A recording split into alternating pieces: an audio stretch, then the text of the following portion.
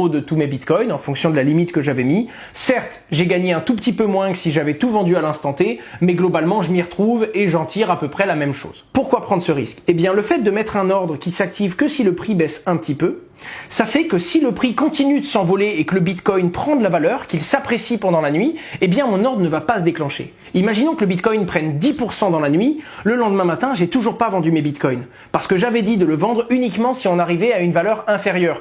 Tant que le prix continue à grimper, je ne vends pas mes bitcoins. Et donc à ce moment-là, demain matin, si le bitcoin a pris de la valeur, autant je me lève et je me rends compte que mes 5 bitcoins valent aujourd'hui 550 €. Aujourd'hui, deux solutions s'offrent à moi. Soit je les vends instantanément, je récupère mes 550 € et j'ai gagné de l'argent alors que j'aurais pu manquer et du coup ne pas surfer sur cette hausse si j'avais vendu instantanément mes crypto-monnaies comme j'avais prévu de le faire à la base. Et là en l'occurrence, si je vends tout de suite à 550, je gagne une plus-value, 50 € de plus que j'aurais obtenu grâce à cette méthode. Et à l'inverse, je peux également me dire bon à ce moment-là, je vais remettre mon stop limit, je vais le réajuster. Si on reste à 110 € par bitcoin, je ne vends pas. Si le bitcoin passe à 108 €, là je vends et je tire 108 x 5 de mes bitcoins.